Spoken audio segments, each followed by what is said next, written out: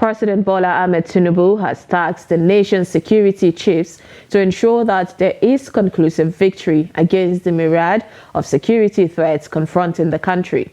Addressing security chiefs and heads of intelligence agencies at a presidential security briefing at the State House in Abuja on Friday, President Tinubu said while good progress is being made with the elimination of some security threats across multiple theaters, success will ultimately be defined by a final conclusion of the multidimensional menace.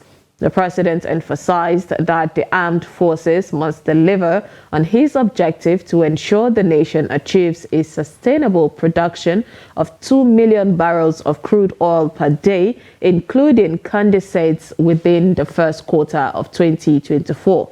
The president also commended the commander of the Presidential Air Fleet, the PAF, the commander of the Brigade of Guards, BOG, and his chief personnel security officer, CPSO, for their dedication and commitment in the discharge of their assignments, which he noted has earned them promotion. Nigeria called oaths to serve. We are the servants of the country and not the masters of the country, as you've seen. And your teamship as leaders in our various categories is reflecting in various assignments and responsibility. And I hope that Nigeria will continue to recognize your service to the motherland. I congratulate you once again. May God bless you and give you strength. 3 persons abducted along the Obiri-Ikwere Port Harcourt Airport Road by suspected armed herdsmen have regained their freedom. The Rivers State Police Command confirmed their release in a statement by the Public Relations Officer, PPRO Grace Irenge Koko. In the statement, the PPRO stated that the State Commissioner of Police, CP Olatunji Disu, had, during a meeting with the area commanders, the DPOs, and tactical team commanders in the area, instructed that adequate security measures be taken to ensure the release of the victims. According to Irenge Koko, the pressure and massive deployment of police presence led to the release of the victims, who have already reunited with their family members on Friday. Gunmen suspected to be herdsmen had kidnapped about 8 persons around the Port Harcourt International Airport roundabout, Omuagwa, on 2nd January 2024. Away from Rivers, the police command in Taraba State has confirmed the abduction of 10 people at Wuromusa village in Yoro local government area of Taraba State. The area, located close to Jalingo metropolis, was stormed by bandits early on Friday morning. The police public relations officer of Taraba Command, SP Usman Abdullahi, while confirming the incident, said the victims were abducted at gunpoint by the bandits. However, residents of the village said the number of those abducted were more than 20, adding that the bandits also carted away foodstuffs and other items worth hundreds of thousands of naira. SP Abdullahi said the police are on the trail of the bandits and urged anyone with relevant information to assist the police in their rescue efforts. The Wuromusa incident came a few weeks after the bandits raided Popule, Dila, Kunini, and Gongon Maliki towns, where several people, including a second-class chief, his wife, and his son, were abducted. The Yobe State Police Command has confirmed the killing of a 42-year-old woman identified as Ami Adamu Mamman by yet-to-be-identified persons. The woman was found dead with a deep cut on her neck at her residence at Bra Bra Housing Estate in Damaturu, the Yobe State capital. The command's public relations officer, DSP Dungus Abdul Karim, said in a statement on Friday that the State Criminal Investigation Department had commenced investigation to fish out the culprits. According to the statement, the woman's husband, Abubakar Musa, 43, of New Bra Housing Estate Bypass Maiduguri Road in Damaturu, was sleeping on the same bed beside her when the incident happened. The statement added that the husband was arrested for interrogation. Away from security issues, a cross-section of Nigerians continues to voice concerns about the worsening economic conditions resulting from the removal of fuel subsidy and the continuous depreciation of the naira against the US dollar. The residents in Bauchi State shared this concern as part of their New Year resolutions and expectations for the year 2024. Trust TV's Adamu Imam captures their view in this report. Take a look. As Nigerians usher in the new year, they did so with a renewed determination for progress, underscoring the need for positive change through effective leadership, societal reorientation, and inclusive management of national resources. Expect so many things to happen in this country, especially on the part of the governors. We expect to see reductions in the cost of governance because there is this issue of removal of fuel subsidy, which has affected the life of people. Bring out programs that would help alleviate or help reduce the suffering people are passing through, because times are tough. So there should be something to cushion the effect of this removal of subsidy so that people would see the value for money they have. Otherwise, money now, salary cannot buy you basic, even food cannot be enough, will not even be enough. Some express hopes for the opportunity to positively impact the life of vulnerable groups in society in 2024. A better year and also inclusion in women, to be part of the decision making in Nigeria. And personally, I hope to do more because my key concern are youth and women. I want to see what I can do, to contribute my own quota as a Nigerian to see Nigeria women are getting involved and at the same time they are financially independent, inshallah. That I'll be able to touch lives, most especially with this current economy we have found ourselves in. It's so hard for people to, navigate through life like before. So if at all there's anything I would like to do this year is to see how I can touch the lives of the less privileged. However, there is a growing sense that many more Nigerians are losing hope, especially because of the current economic climate. Despite these sentiments, especially among average Nigerians, there is a collective hope that the new year will usher in prosperity for all. Adam Imam, Trust TV News, Bauchi. The end is yet to be seen in the alleged financial corruption scandal rocking the Federal Ministry of Humanitarian Affairs and Poverty Alleviation, as a document emerged that the minister, Betta Edu, allegedly disbursed 585,198,500 naira into a personal account of a project accountant.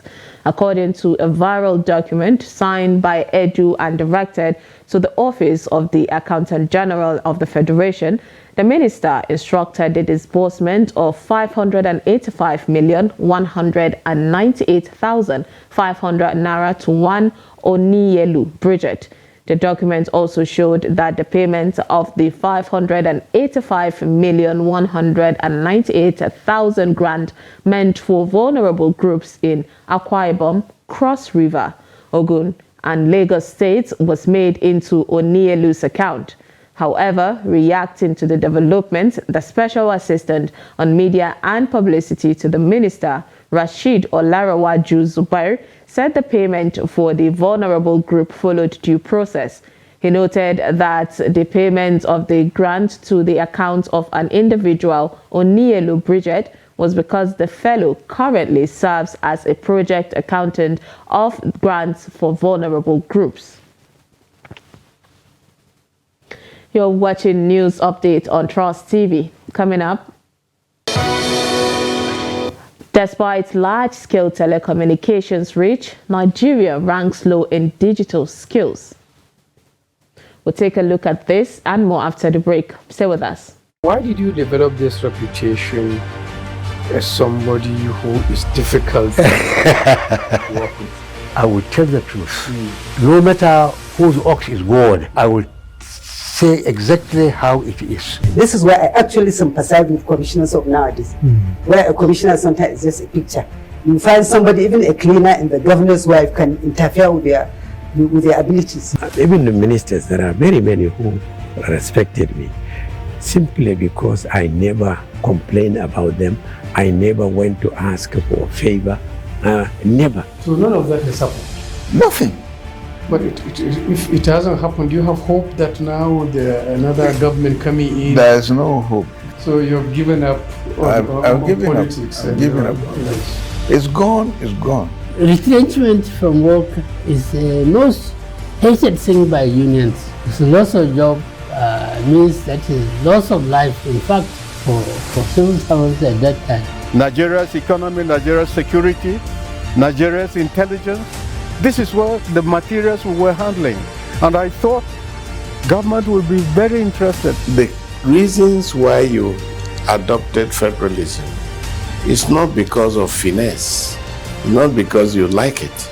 It's because of its functional utility.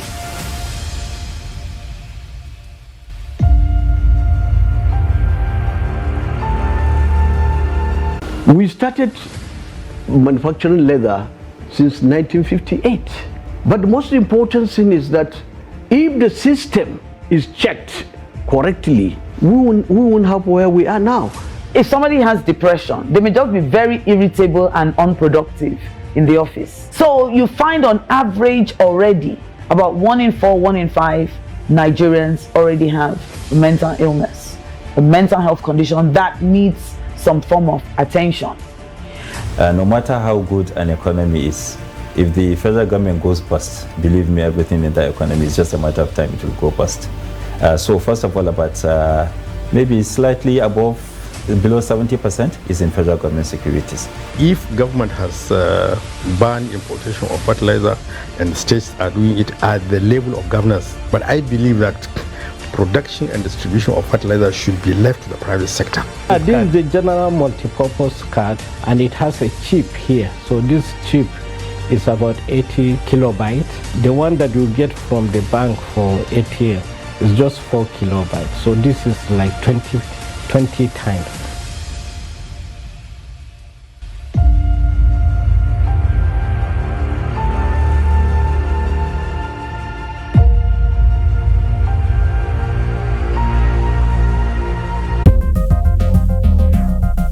This is Trust TV, documenting the Nigerian story.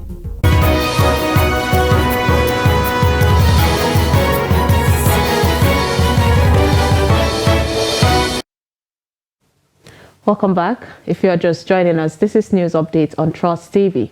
Let's take a look at the recap of our top stories.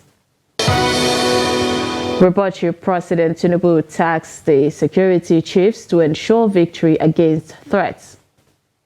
And abducted Rivers travelers and Assemblies of God pastor regain freedom. Now moving on to more stories. The National Hajj Commission of Nigeria, NACON, has approved only 3 airlines for the airlifting of intending pilgrims for the 2024 Hajj exercise. The approved airlines are Air Peace, Max Air and Flynas. A statement by the Commission's Assistant Director of Public Affairs, Farima Sanda Usara, on Friday said the government also approved Cargo Zeal Technologies Limited, NACO Avians and Kuala Investment Limited as the 3 air cargo companies that will air freight the pilgrims' excess luggage. She stated that the approval reinforces the government's commitment to ensuring a seamless and secure pilgrimage experience for Nigerian intending pilgrims. The statement added that the federal government concurrently approved Air Peace to transport intending pilgrims from Abia, Akwa Ibom, Anambra, Bayelsa, Cross River, Delta, Ebonyi, Edo, Ekiti, Enugu, FCT, Imo, Kwara, Ondo, and Rivers State. She stated that the allocation of pilgrims to the airlines was in line with the subsisting bilateral air service agreement, the BASA, between Nigeria and Saudi Arabia on airlifting of pilgrims under the government quota. She added that the Ministry of Foreign Affairs, that's the Minister Yusuf Maitama Tugar, is set to lead a delegation from NACON to partake in the signing of a Memorandum of Understanding, MOU, for the 2024 Hajj pilgrimage on 7th January 2024. In the same vein, the Nigerian Christian Pilgrim Commission, NCPC, has announced that the 2023/2024 main pilgrimage exercise to Rome and Greece will commence at the end of January. The NCPC also formally released the cost of breakdown of the pilgrimage package in a letter dated 28 December 2023 and addressed to the chairmen and secretaries of all states Christian Pilgrims Welfare Boards. In the letter signed by the Director of Operations, Abu Okpanachi, for the Executive Secretary of NCPC, Reverend Yakubu Pam, the Commission explained that the cost of the 2023 and 2024 main pilgrimage exercise to Rome and Greece is 3 million naira only per person and per pilgrim. It's noted that the amount covers return flight, hotel accommodation, 3-course meal per day, and tours of holy sites in both Rome and Greece in executive luxurious buses for 6 nights and 7 days. The Commission stressed that the cost is exclusive of pilgrims' traveling allowances. It urged states that had previously paid for Israel and Jordan to make up the difference to enable them participate in the pilgrimage exercise to Rome and Greece. In a nation projected to be computerized by 2020, recent indicators suggest that a significant portion of Nigerians lags behind in computer literacy 7 years past the targeted date. Now, given the insufficient infrastructure to facilitate the transition to the digital realm, residents in Benue are calling on the government to bolster efforts in the ICT sector for national development. Jimmy Adsande spoke with them and now gives us the details. Nigeria is currently ranked 109 in the world and 11th in Africa in terms of using technology, according to the Network Readiness Index. The giant of Africa is obviously lagging behind in areas that really matter. Residents in Makurdi are emphasizing the pivotal role of schools in laying the foundation for a computer literate society. They contend that the learning environment itself lacks the necessary training to cater to the broader society. Someone to attain to have digital skills, the person should be able to use computers to carry out certain functions or duties to achieve certain goals. By doing that, the person is said to have digital skills. For instance, the person is able to operate the ATM machines, is able to send emails, navigate around the web, use of smartphones and smart devices.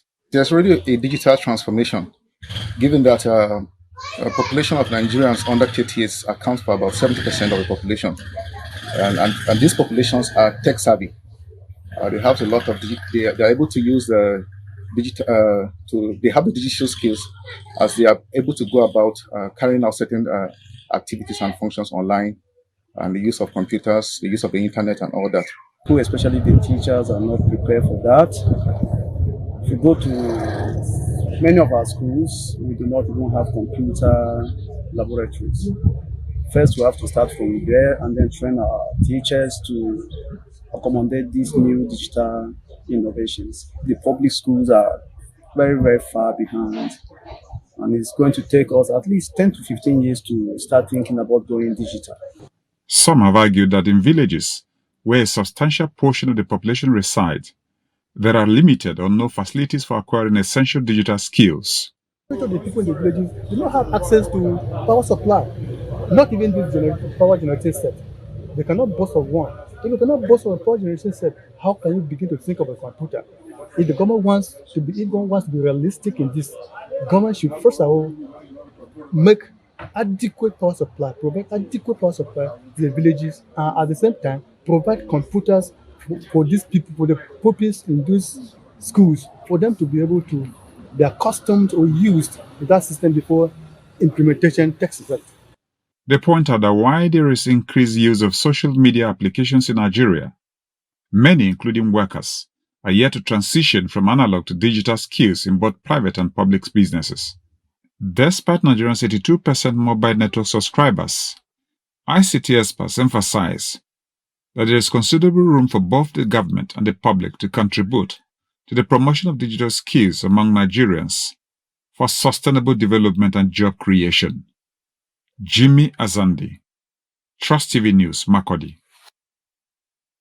In business, the bullish run on the Nigerian Exchange Limited (NGX) continued on Friday as the value of the market's capitalization further appreciated by 899 billion naira or 2.11% to end trading for the week on a positive note. Specifically, the market's capitalization closed at 43.593 trillion naira as against 42.694 trillion naira recorded on Thursday. Also, the all-share index, the ASI, also grew by 1,644 basis points to settle at 79,664.66 psychological points as against 78,020.54 recorded at the previous session. Consequently, the year-to-date YTD return rose by 6.54% as investors traded 892.68 million shares valued at 14.33 billion naira to 13,019 deals. Also, the market's breadth was positive as a result of investors buying interest in the shares of Dangote Cement, MTN, and Zenith Bank. From the international scene, at least 3 residents of Ntontwe, a village in Mozambique's Restif Cabo Delgado province, have been killed and dozens of homes and businesses reduced to smoldering ash after terrorists attacked the village. The assault on Wednesday marks the latest chapter in a 5-year insurgency that has plagued the region. Ntontwe, nestled on the key highway linking the north and South Cabo Delgado, has weathered repeated attacks. Also, the security sources confirmed the toll. Situated just 20 kilometers from a major Rwandan military base, the village seemed safe, yet the Rwandan troops deployed to combat the insurgency since 2021 arrived too late. Ntontwe, abandoned for years, had begun to see life returning as residents trickled back last year, bringing the population to around 5,000 by October. While Rwandan and other African forces have helped reclaim the territory from the terrorists since 2021, Ntontwe's recent ordeal underscores the ongoing struggle to ensure that peace returns there. Finally, in sport, the Super Eagles defender William Strauss-Ekong says that he is delighted to be back with the Super Eagles after a 4-month absence. The PAOK Salonika of Greece star has not been called up by head coach Jose Pasiero since making the squad for the 2023 African Cup of Nations qualifier against Sao Tome and Principe in September. Strauss-Ekong has, however, been included in Nigeria's squad for the 2023 AFCON finals. The 29-year-old linked up with his teammates at their Abu Dhabi United Arab Emirates training base on Friday. The centre-back expressed his happiness at joining his teammates in the camp again. Writing on his X, formerly Twitter account, Ekong was quoted as saying, "Honored to be back with the team for another AFCON. Let's get to work."